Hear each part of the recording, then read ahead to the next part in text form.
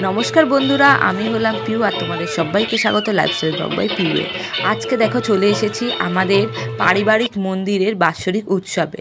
হ্যাঁ, এইটা আমাদের পারিবারিক মন্দির আর এটা রোডের উপরে। আর এটা একটা নবগ্রহ মন্দির, যেখানে বাবা বড় ঠাকুর আছে, মা কালী আছে, শীতলা আছে, ষষ্ঠী আছে, আরও নানা রকমের ঠাকুর আছে। এই মন্দিরটা অবস্থিত মুচিপাড়াতে।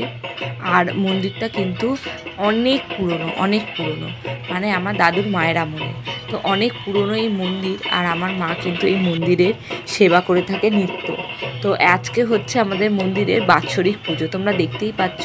খুব সুন্দর করে ঠাকুরকে সাজানো হয়েছে, আর এই ঠাকুরগুলো নতুন আনা হয়েছে। তো তোমরা কিন্তু চলে আসতে পারো। ওই মন্দিরটা খুবই সোজা, টালিগঞ্জ মেট্রো, মানে কলকাতার টালিগঞ্জ মেট্রো থেকে একটা অটো ধরে মুচিপাড়াতে নামলেই একদম বলবে বড় ঠাকুরের মন্দিরের সামনে নামবো, বা শনি ঠাকুরের নবগ্রহ মন্দিরের সামনে। তো তোমাদের কিন্তু নামিয়ে দেবে। তো এই হলো আমাদের টোটাল মন্দির। তো এই মন্দিরে অনেক কিছু ইতিহাস আছে, আর সেগুলো তোমাদেরকে একটু পরেই জানাচ্ছি। চলো দেখে নিই। ভোগ প্রসাদের মধ্যে হয়েছিল ফ্রাইড রাইস আর আলুর দম। তো এই মন্দির কিন্তু অনেক জাগ্রত, অনেক যাত্রী এখানে আসে। তোমাদের যদি ভালো লেগে থাকে বাবা মায়ের জন্য, ঠাকুরের জন্য, প্লিজ একটা ভিডিওটাকে লাইক করে দিও আর সাবস্ক্রাইব করে দিও। মন্দিরের সম্বন্ধে বলো। এই মন্দিরের ঠাকুর 55 বছর 1955 স্থাপিত হয়েছিল। আর বলো কিভাবে হয়েছে, কিভাবে পেলে বাবাকে? তারপরে বাবা ছিল নিয়ালিপুরে, সেখান থেকে এনে এখানে মন্দির করা হয়েছে।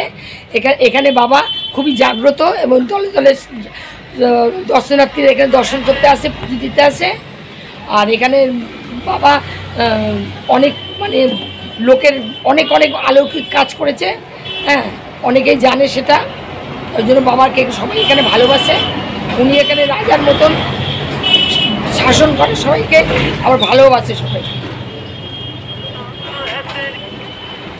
আমি এখন বেঁচে আছি, এই মন্দির এখন আমার। আমি মরে যাওয়ার পরে এই মন্দির হবে আমার মেয়ের।